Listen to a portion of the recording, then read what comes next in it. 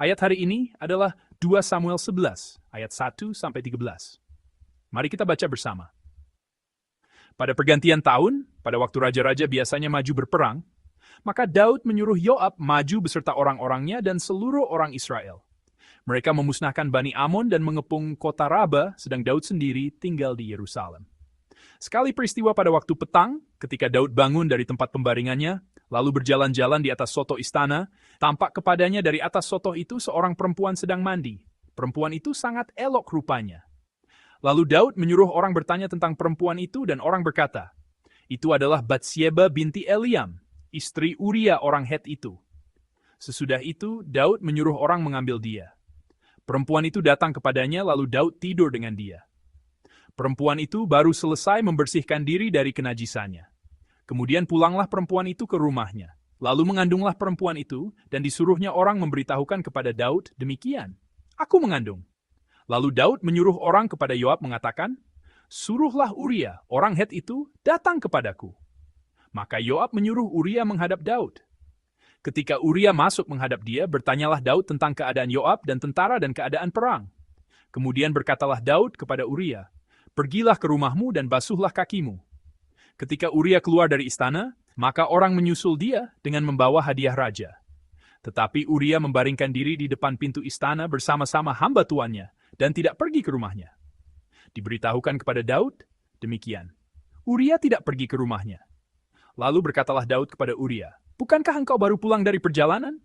Mengapa engkau tidak pergi ke rumahmu? Tetapi Uria berkata kepada Daud, Tabut serta orang Israel dan orang Yehuda diam dalam pondok. Juga tuanku Yoab dan hamba-hamba tuanku sendiri berkemah di padang. Masakan aku pulang ke rumahku untuk makan minum dan tidur dengan istriku? Demi hidupmu dan demi nyawamu, aku takkan melakukan hal itu. Kata Daud kepada Uria, tinggallah hari ini di sini. Besok aku akan melepas engkau pergi. Jadi Uria tinggal di Yerusalem pada hari itu. Keesokan harinya Daud memanggil dia untuk makan dan minum dengan dia. Dan Daud membuatnya mabuk. Pada waktu malam, keluarlah Uria untuk berbaring tidur di tempat tidurnya. Bersama-sama hamba-hamba tuannya.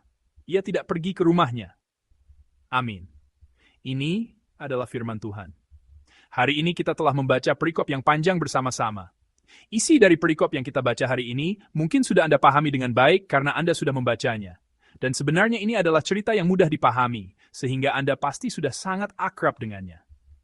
Namun, perikop yang dibaca hari ini menunjukkan titik balik di mana kehidupan seseorang mulai hancur. Mulai dari 2 Samuel pasal 11, kehidupan mulai runtuh. Dan mengingat cerita sebelumnya, ini sebenarnya bisa disebut keruntuhan yang tiba-tiba. Sampai saat itu, kehidupan sosok Daud, kehidupan orang ini adalah kurva yang menanjak, kehidupan yang terus meningkat. Bahkan hari-hari ketika ia melarikan diri dari Saul pada kenyataannya adalah masa ketika Daud sangat berhasil. Kehidupan Daud adalah kurva yang terus menanjak. Bahkan setelah ia menjadi raja, dan kita tahu dari cerita-cerita sebelumnya bahwa ia terus meraih kemenangan. Ia adalah orang yang hampir tidak pernah kalah dalam pertempuran. Tetapi teks hari ini adalah titik yang tepat di mana tren itu berubah. Pria yang selalu menang ini mulai hancur dari sini. Bisa dikatakan bahwa ini adalah awal dari kisah kekalahan Daud yang selalu menang. Saya pikir kehidupan kita juga seperti itu. Kita sering melihat keruntuhan tiba-tiba dari orang-orang yang dikatakan sangat sukses. Apakah itu hanya terjadi pada orang terkenal? Sama sekali tidak. Kita juga menyombongkan kebanggaan hidup kita. Saya sangat mampu. Saya orang yang seperti ini.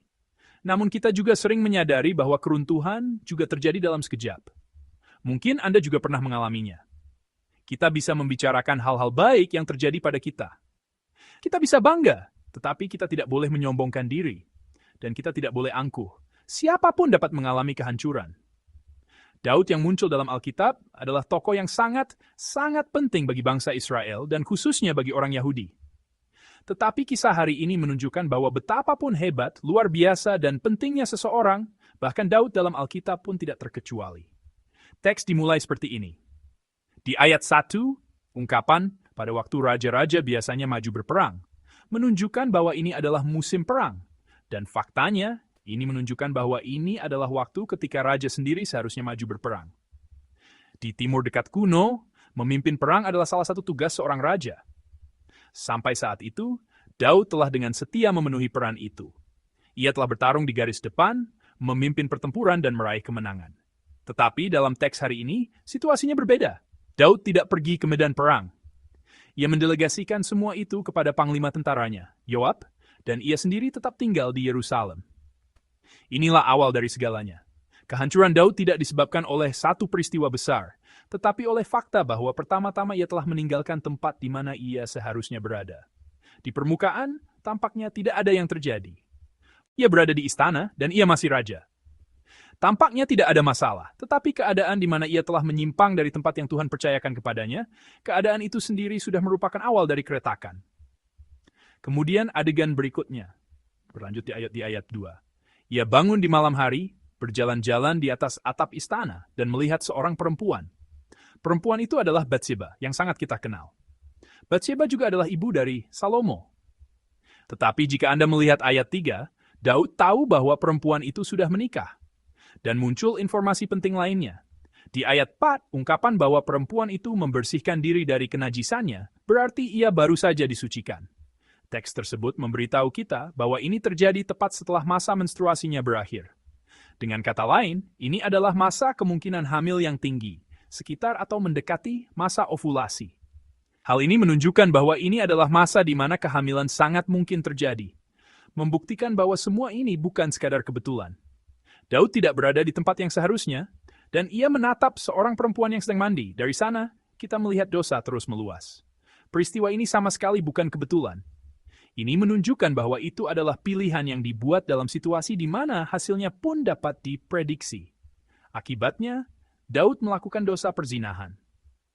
Bahkan sebelum perzinahan, memandangi perempuan yang sedang mandi itu sudah merupakan tindakan yang salah. Dari sana, dosa terus bertumbuh. Dan pada akhirnya ia melakukan perzinahan. Dan dosa perzinahan yang disebutkan dalam Alkitab ini, pada kenyataannya adalah kejahatan yang dapat dihukum mati. Tetapi tidak berhenti di sini. Dosa tidak berhenti. Di ayat 5, berita tentang kehamilan tiba, dan sekarang dosa mulai terungkap. Ini menjadi situasi yang tidak bisa disembunyikan. Karena itu, Daud memanggil Uria dengan tergesa-gesa di ayat 6. Ia memanggil kembali seorang hamba setia yang bertempur dengan gagah berani di medan perang. Ia menyuruh seseorang yang dengan tekun menjalankan tugasnya di garis depan untuk tiba-tiba pulang dan beristirahat.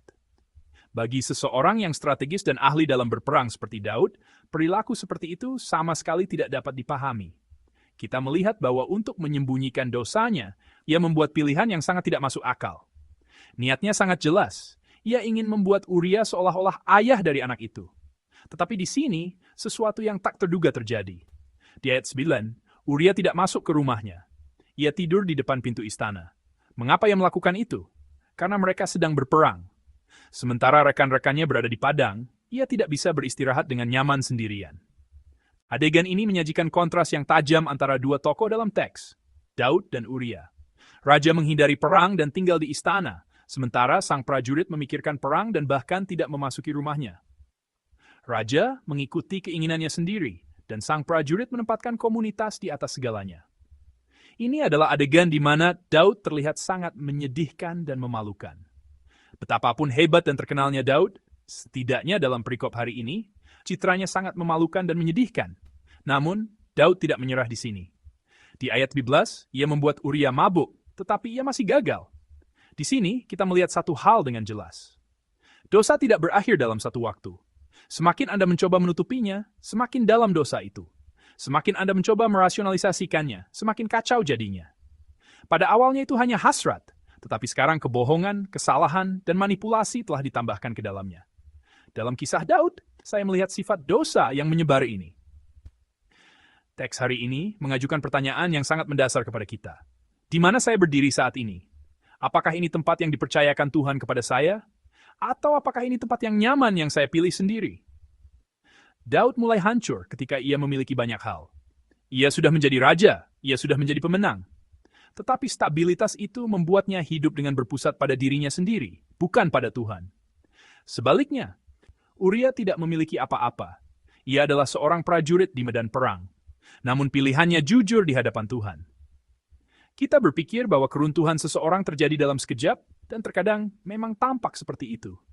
Namun pada kenyataannya, saat itu tidak muncul secara tiba-tiba.